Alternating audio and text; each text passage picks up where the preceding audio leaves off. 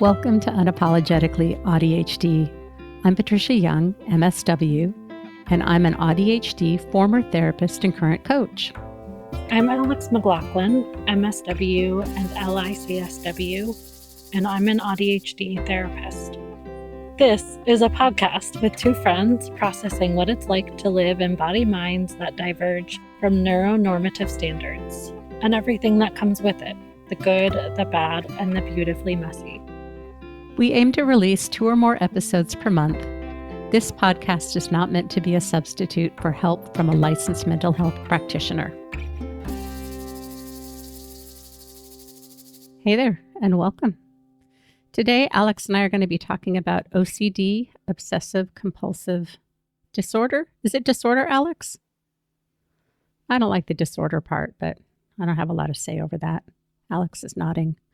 I'm going to turn this over to Alex. So our intention is to talk about what is OCD, but more importantly, how does it show up? Because I was diagnosed, within the last year or so, and I didn't think I had OCD. And then when I learned how it showed up, I was like, So let's turn this over to Alex. Alex, what is OCD?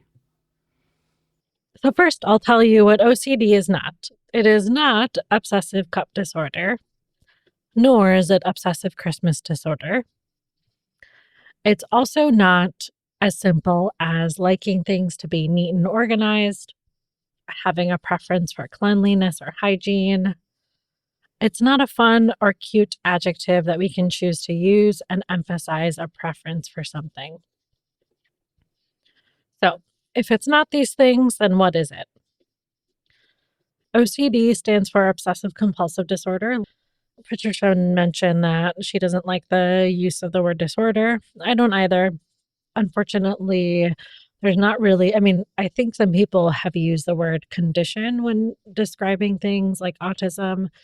I don't personally use that word, but I've seen people use that in place of disorder. So I suppose people could say OCC, obsessive compulsive condition. I guess with that caveat, I'm going to use the term OCD because it's so widely recognized as that. And also that's the language the DSM uses, but that doesn't mean that we agree with that language or we endorse the use of that language. So it's a mental health condition that is characterized by obsessions and compulsions that cause distress and impact a person's life significantly. Obsessions are recurrent and persistent thoughts, urges, or images that intrude on a person's mind and are unwanted and cause distress. So obsessions, like I said, can take the form of thoughts. They can also take the form of memories, urges, impulses, ideas, or even sensations in our body. Compulsions, sometimes also called rituals, are acts which can be physical, mental. They can include avoidance, reassurance seeking. And these are things that a person does in response to their obsessions in an effort to reduce their distress or prevent a feared outcome from happening. So I want to pause there and see, I guess, if there are questions that you're having, Patricia, or you think the audience might have based on those things so far. Sorry to put you on the spot. I didn't prep you for this. No, it's fine. I was laughing because when things are very technical, my brain just goes, ugh, boring. What does it look like?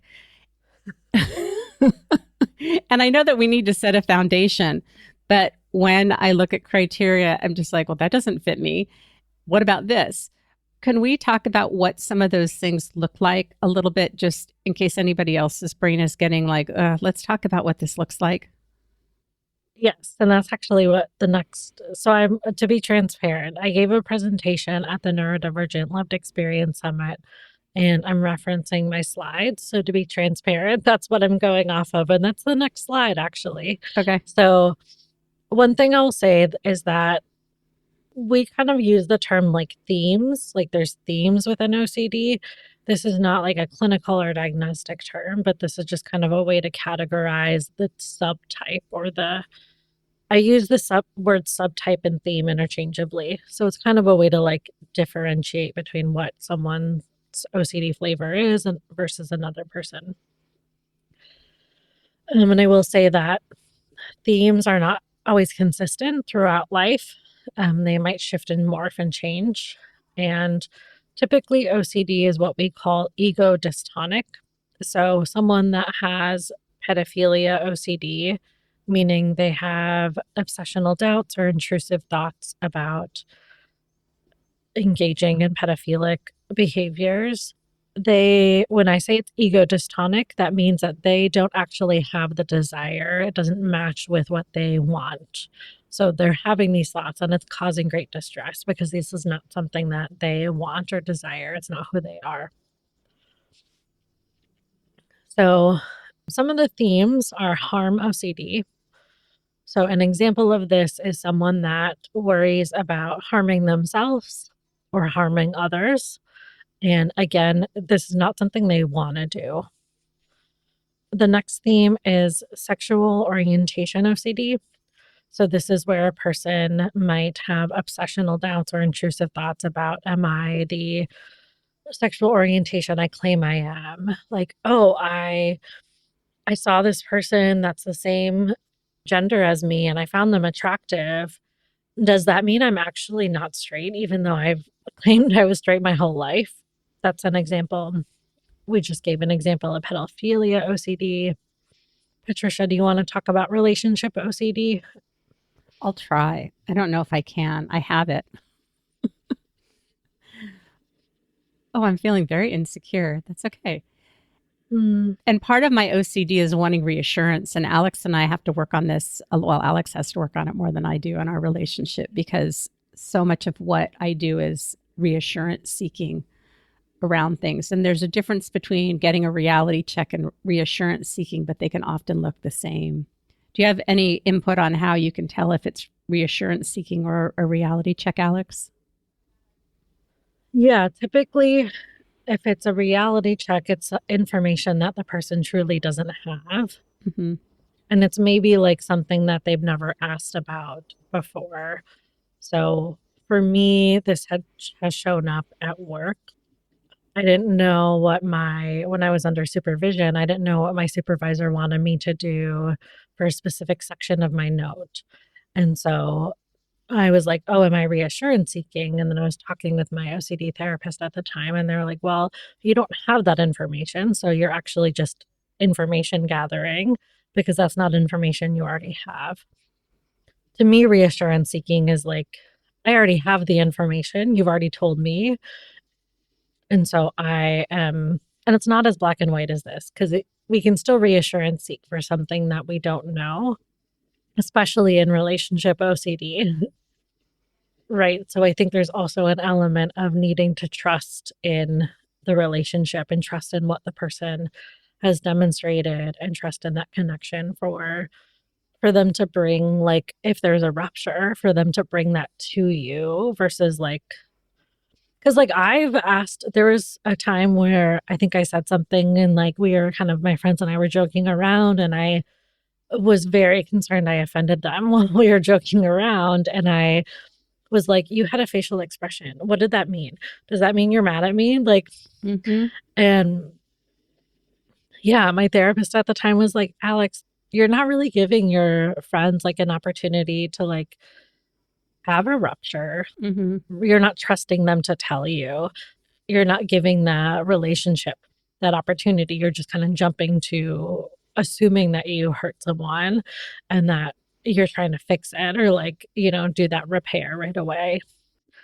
So I don't think it's as black and white as like, you don't already have the information. That means it's always reality checking or sensing. I don't remember the words you used, but I think it can be kind of nuanced. Yeah. What I'm aware of, and I'll let you put the language that you need to on this.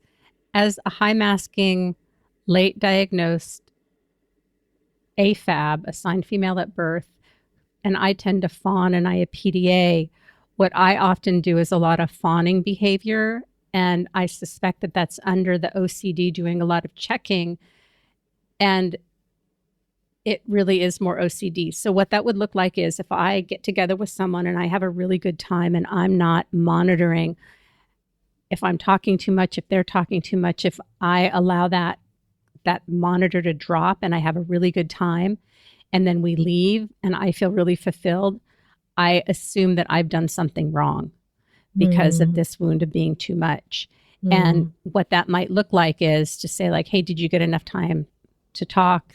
How was that for you?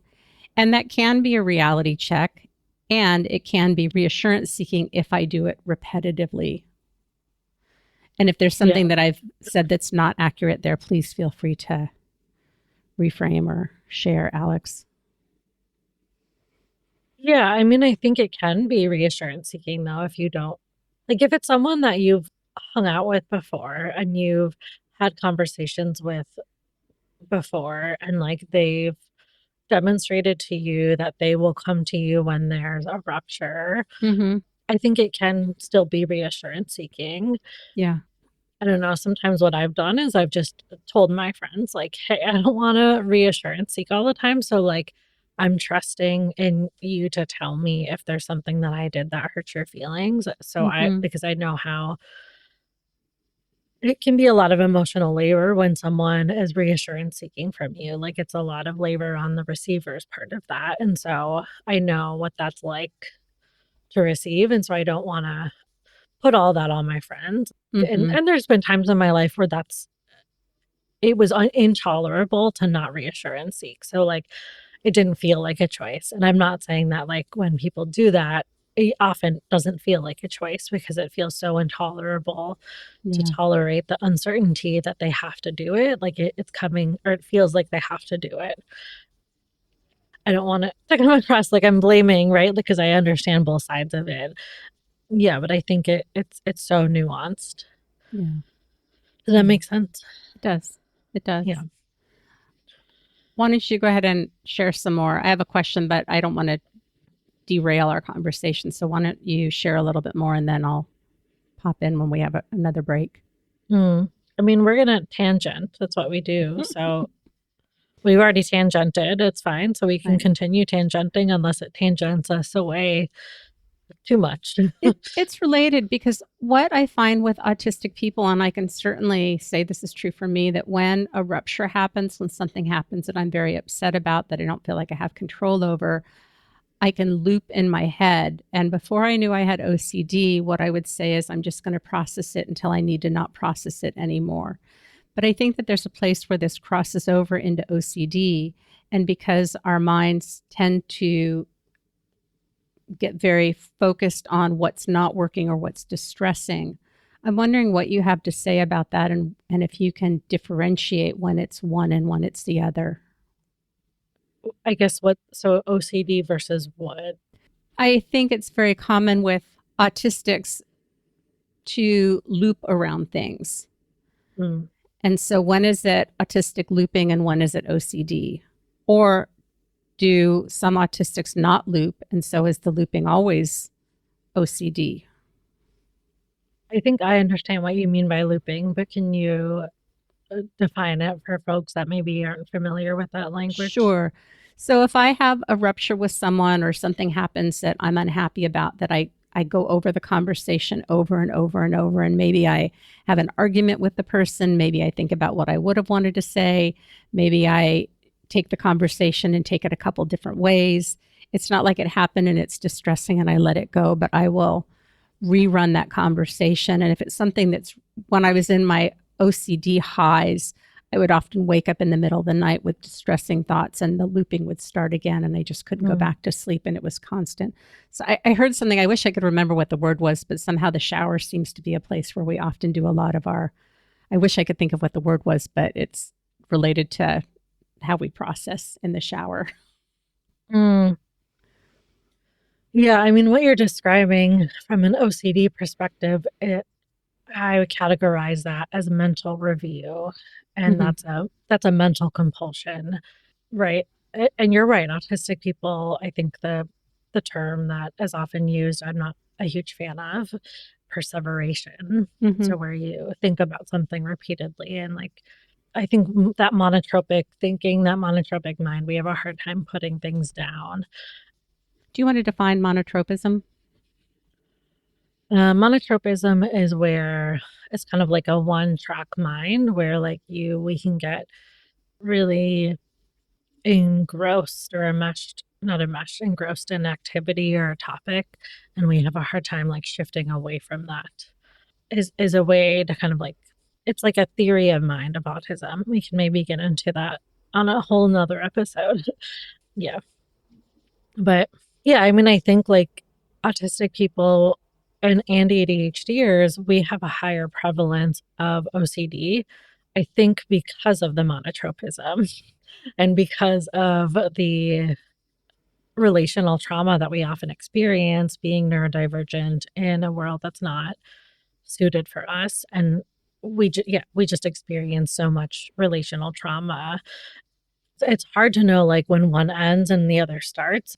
I guess for me, it's like if it's causing a person distress, if the like looping or the, mental review is impacting a person's life in a way that's like getting in the way of them living their life fully, to me, it's like, okay, well, whether or not it's an autism OCD thing, it's both, right? I think it's both. And so if it's causing distress and it's impacting someone's life, then that's something that I'm assuming they want to work on because they probably want some of their mental space back and they don't want to be spending so much time engaging in that mental compulsion. And so yeah, sometimes I'm like, it doesn't necessarily, it does matter when it's like an autism sensory thing. We're not gonna do exposures for that. Like, no, please Mm-hmm. stop doing that. Any OCD therapist out there, do not fucking do exposures for sensory sensitivities or for like social things. Like, do not make your fucking therapy participants sit and make eye contact. Like, that's just why are we unnecessarily, I'm getting heated. But why are we unnecessarily like putting people's nervous system in a sympathetic or dorsal vagal like shutdown response? That's just Mm-hmm. no. Like we're not gonna habituate to those things because our nervous systems can't. And like yeah, anyways. I need to breathe. Yeah, does it answer the question? That was a very long-winded answer, but I'm gonna info dump about all this shit because I'm passionate about it. So sorry, not sorry. I love your info dumping and I love your passion. No, it does. And I think what happens is that because we've lived this for so long, I didn't know it was OCD until I was working with a coach who said, I think you've got some OCD. Because it's like, yeah, I always do this. I know I do this. So I think that's where it can be helpful when we work with someone that we find that some of the things that we experience are like, oh, and I was very resistant to medication, very, very, very resistant. And I started medication. And for me, it really made a difference. And my mind just quieted down quite a bit. Mm, I know it's not the same for everybody, but I was very resistant to medication. But man, what a difference. yeah. Yeah, and there's some for the audience, there's a few different medications that are shown to be effective for OCD. One of them is venlafaxine, or I'm trying to think of what the, like, brand name of that is. I can't remember, but there's a few others. And what's, like, what's the most effective is a combination of medication and therapy. But, yeah, was there another medication that you can think of that's indicated for OCD? I only know the generic name of Luvox, which may be the one that you mentioned. I don't think so. I think it's something else. So, Yeah, I take Luvox, and that's what my coach mm, takes. And it's really been a game changer for me. I feel like the volume of the noise is turned down. It's not that I don't get activated, but the volume is much, much lower, and I'm able to redirect my mind and my thinking where before it just would kind of grab me by the tail and swing me around in circles, is what it mm, felt like. mm. Yeah.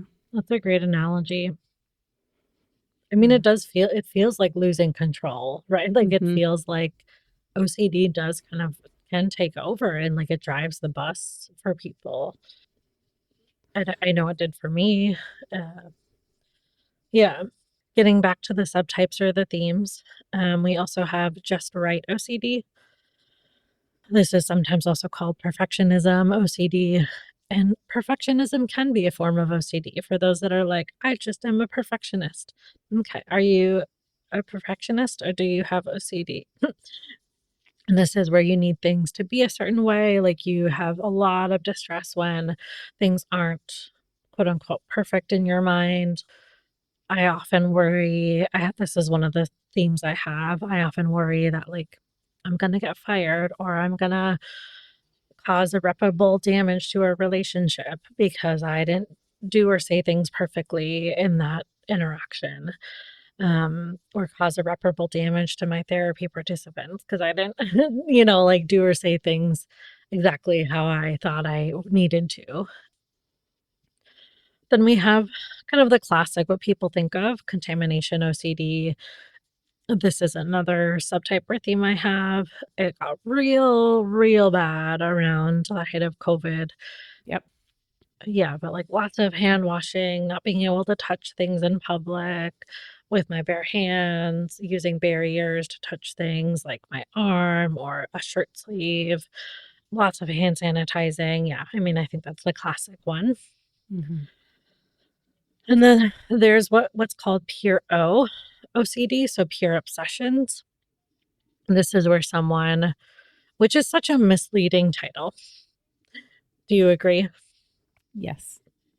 Yeah. Do you want to share? I feel like I'm talking a lot, so I want to give an opportunity for you to share about any of these No, subtypes I'm or good with themes. you sharing. So please carry on. Okay. You're doing a great job. Thank you. I'm getting out of breath. I don't know why, but so pure OCD is where a person, a lot of their OCD just happens mentally. And so, again, this is not to say that they don't have compulsions because mental compulsions are compulsions. So, this is, yeah, just a lot of like thinking, mental review, mentally replaying information, kind of planning out the what ifs or thinking about the what ifs, and then problem solving for the problems that could happen, and doing a lot mentally to kind of reduce their distress or to quote unquote prevent the bad thing from happening. And then we have scrupulosity, religious or moral OCD. So this is where a person really might fear like upsetting a higher power or doing things against their moral code. They might do a lot of praying to kind of like undo something that they did that was against their religious or moral ethical guidelines. Then we have hit and run OCD. So this is where a person might fear that they hit someone without realizing it and they killed someone or hurt someone. So while they're driving, they might repeatedly check behind them like, "Oh, I felt a bump. I must have hit someone." They might actually physically turn their car around to go to where they think they hit someone. And then we have a real event OCD.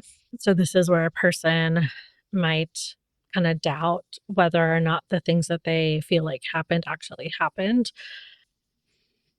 And so I also want to say OCD used to be called the doubting disorder. And that's really what it is it's a lot of doubt that we experience. It plants seeds of doubts in our mind, and then those kind of OCD lets them flourish, or like they flourish in our mind, and we're trying to resolve that doubt is essentially like what it is. We can't tolerate uncertainty, because it causes so much distress, and OCD loves to create that doubt and maintain that doubt.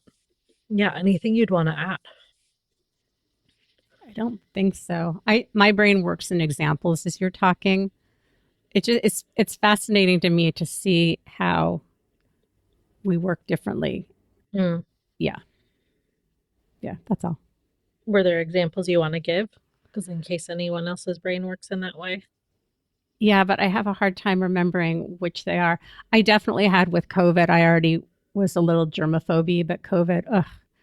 I remember after my kids would come because they weren't masking and we did, I'd take alcohol and wipe down the light switches and the doorknobs, and we were washing our groceries. And yeah, I also have medical background, so needing to know what protocols are to not spread infection probably fed some of that OCD. And Mm. I was thinking about, I told you when I walk the dogs, every time after I pick up dog poop, I smell my fingers. And my son does it. So I just thought like that's a normal thing. And you said, no, I don't think so. And you asked me like, what would it be like to not smell your fingers? And I tried it and it's been fine. And then there are times when sometimes it's a little bit messy and I do get poop on my fingers. And it's like, now what do I do? It's like, okay, can I not smell them? Is it normal to smell them? That's one of the ways it comes up for me. Mm. I would suspect too that for people that are high internalizers with their autism, that part of how we regulate, part of how I survived was using my mind. And with my PDA, even being in school, like you have my body, but you don't have my mind. So I would do a lot of counting, a lot of things that just help me to stay regulated. And my hangers have to be all the same color. My clothes have to be facing the same way. I've gotten better about not reorganizing dishes in the dishwasher, but sometimes it bugs me. But trying to figure out what things can I let go and what things need to be a certain way. And I suspect because I've been with my husband for almost 28 years, married, that there are lots of ways that he's accommodated me that probably would flare more. I think it's also very hard that if you are the partner of someone who has OCD, because OCD will say, if you only did this, then I'd feel better. And we have a rule in my house is don't touch my stuff, don't move my stuff. And so the other day, it's like, I've been making iced tea. Are you done with these tea bags? Can I throw them out? Because sometimes I reuse tea bags. Are you done with this Mm. glass? Can I wash it out? So I think in some ways my husband is probably a little jumpy because before I knew that I had OCD, I'm very specific about how I want things. And if you have a mind that, if you pride yourself on being efficient, and I think this is part of the OCD thinking about the most efficient ways to do things, the order in which to do things, that's kind of a cover up for the OCD, or it can be. Mm. I mean, so here's the thing is I want to say when you're talking about contamination, I want to be clear that like following because at the time, like those were the guidelines was Mm-hmm. to wash, your groceries and to like sanitize things like light switches. Like that's not OCD, right? When we're following like guidelines, Mm-hmm. that's not OCD. When we're going above and beyond that and doing that excessively, like more than we need to, like washing my hands multiple times or for a Mm-hmm. minute, like that's excessive. Mm-hmm. So I want to be clear about that.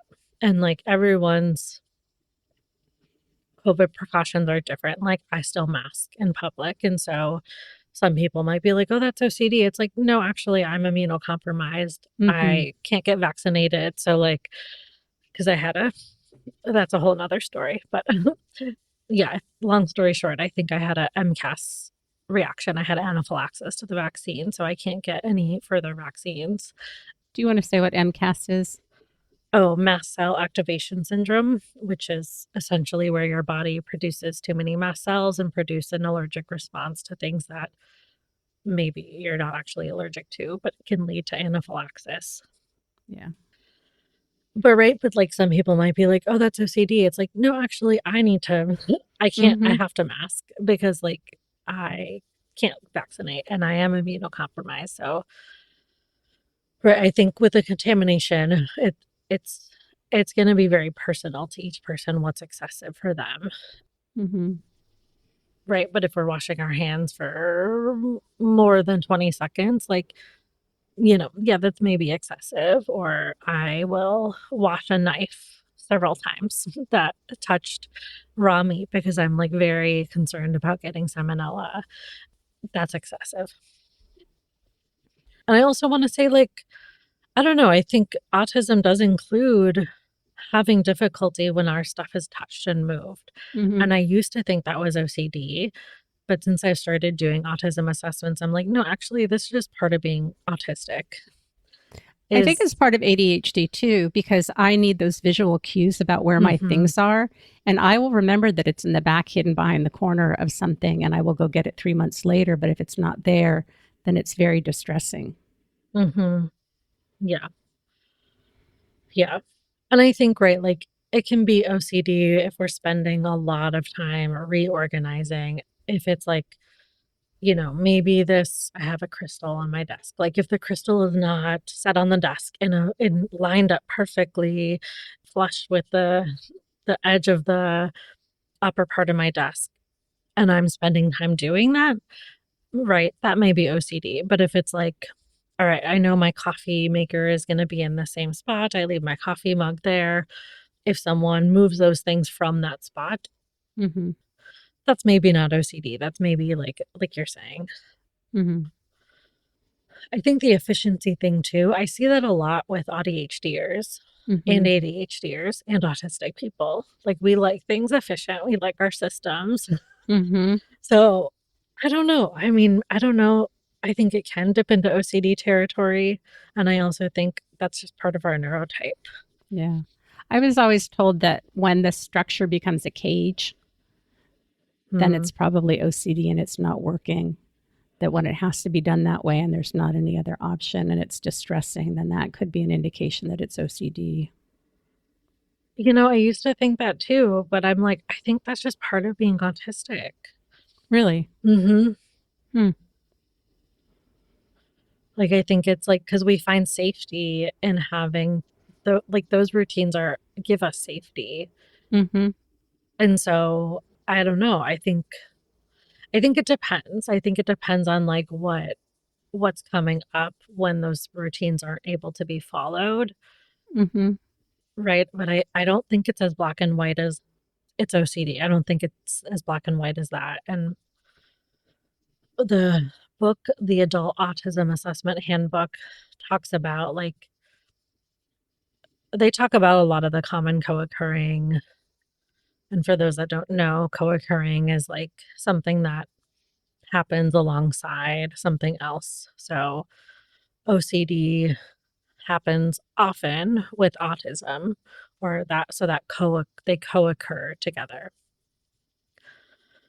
But they talk about OCD like in one of the sections of the book. They talk about how it maybe isn't really all that important when there is overlap of like this is an autistic thing and this is an OCD thing. Like it's really not all that Mm-hmm. important to be able to differentiate. It's a thing.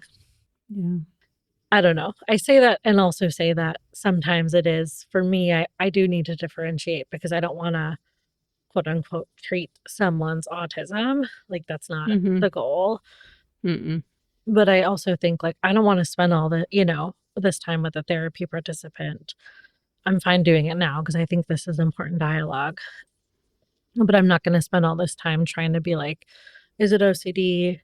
Is it autism? Like, right? How much is it impacting your life? Do you Yeah. find safety in that? Does it bring you joy if you're able to do that? To me, that's the kind Mm-hmm. of indicator. Like, does it bring you joy? Do you feel soothed when you're doing it? Or are you trying to prevent something bad from happening? Yeah. Those are kind of the questions that I try and ask to differentiate. And sometimes we Mm-hmm. can't, and that's okay. Yeah.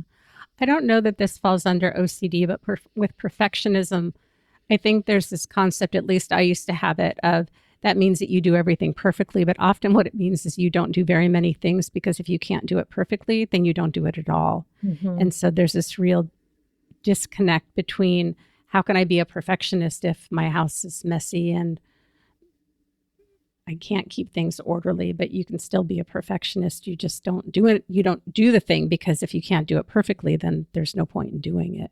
Can you say a Mm-hmm. little bit more about that? Yeah, I know. I think that's a great example.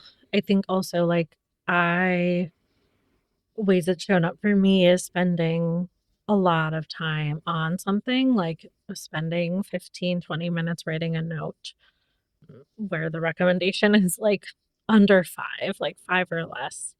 Mm-hmm. Right, because then you're spending so much time on notes, but like rereading things. I didn't like the way that sounded. Oh, what if someone reads that and thinks something else? Like I mean something else. I need to be more clear. So like rereading, redoing, like the kind of yeah, just spending too much time on it and making it perfect in the way that you think perfect is and trying to Mm-hmm. prevent a bad outcome from happening. And Yeah. sometimes, like, the just right OCD is like, "Oh, it just doesn't feel right, and I can't tolerate it not feeling right." Sometimes it's Mhm. not about, like, an outcome. It's like, "This is intolerable. Oh, well, I need to be standing because sitting doesn't feel right, and if I'm not standing, like or if I'm sitting, then I just can't tolerate that not feeling right." Mhm. Yeah, but I think you're right, like, some people's perfectionism might stop them from starting a task, or, like, they might, yeah, take a lot of time doing a thing because they need to perfect it. I'm trying to use other words, but I'm having a hard time, like, thinking of Mhm. other words. This might be writing a text over again until it sounds just right. It Mm. might be, ordering and arranging things until they're just right. Yeah, like you said, kind of I like to have my clothes face the same way, and that could be, right, an autism preference thing, but also, like, I don't know, if someone's spending a lot of time, like, redoing those things. Mhm. I don't know. I feel like I'm having a hard time thinking of examples right now. I had one, but I forgot what it was. It slipped away. Mm. Can I share some facts? Please. So, research shows that the average person goes 14 to 17 years before receiving an OCD diagnosis. That's wild. Yeah. Yeah. It was more than that for me. Mhm. Mm. Yeah. When were you identified or diagnosed? I was either 60 or 61. Mm, I think what happens though is that we often choose people that are neurodivergent, but we don't know that we're neurodivergent or they know that they're neurodivergent. Because I specifically remember when I was in my 30s working with a group of people and we joked about alphabetizing our spices. mm, And I always was interested in, I think that camouflaging, trying to fit in, struggling with things. And part of me loved things that were hyper organized. And I loved having a label maker. And when I found people that had systems, I liked following those. And so that felt normal because that's what the people around me were doing. mm, So I think that that's another factor. Or a lot of the things that I struggle with, my mom had very lots of rules around food and how long you keep it out and when things go bad. And so I have a lot of those very same things, but my husband and my boys don't have it. And the combination of being autistic and then being more cautious about things like COVID and things going bad makes me look like I'm the one that's always hyper vigilant. And mm, that's not a great feeling either. mm.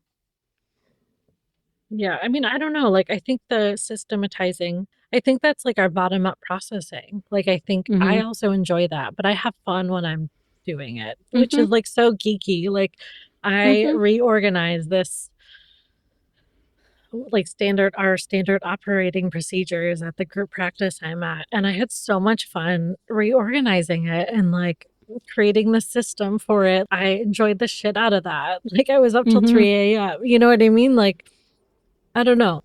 To me, right, if there's joy there, and if that we're doing that because that brings us joy, it soothes us, like, and our brains like that Mm-hmm. system. I don't Systemization. thank you. I don't know. Yeah. Yeah. I Marie Kondoed my room once, but I knew that if I put everything out on the bed, I'd get overwhelmed and then I'd shove it to the floor, to a chair, to another room. Mm, So I had to do one drawer at a time because I mm, knew that I would get really overwhelmed doing that. But I like when there's order and when things have a place. It really helps me. And there are certain areas where I just struggle so much with where do I put things and where does this go, mhm. which is diverging a little bit from OCD. Well, right, but I think it's like the same conversation of like OCD versus like autism, ADHD, because Mm-hmm. also like I need my clothes to be, I have them organized by color, by like dresses and skirts in one section, tank tops in another, t-shirts in Mm-hmm. another, long sleeve, right? But they're organized by color, but that just makes it easier for me Yeah. to get ready and find what I'm looking for. And same when you're talking about, like, visual cues, I need those too, like, I need things Mm-hmm. out because I one, if it's not out and it's going to take more steps for me to do a thing, I'm probably not going to do it because PDA and executive functioning challenges. And also, like, I need those reminders. Like, I have to leave something on my floor in my walk path if I like need to remember to bring it with me. Right. I think that's kind of ways we've found to compensate and like work with our brain. Yeah. Yeah. Yeah. I was thinking about a friend who worries that the garage door isn't closed. And so what she does is she repeats to herself 5 times that it's closed, but she also takes a picture when she leaves the house so that when that doubt arises, then she can go back and look. And as I'm saying that, I'm thinking that's probably reinforcing the OCD. Yeah, that sounds like OCD.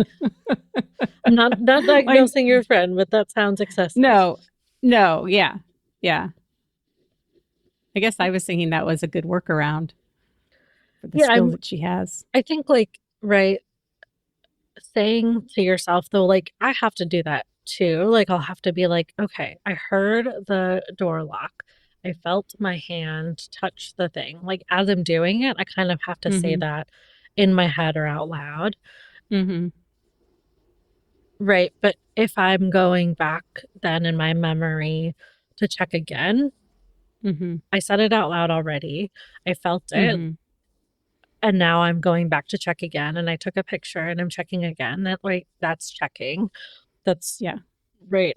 So checking is a compulsion. And so right. But I also think sometimes like I think I did something and I actually didn't. And so I think right for those of us that are ADHDers, like it can lead to compulsive behavior because we do forget things or we do think we did something and actually no, we didn't. Yeah.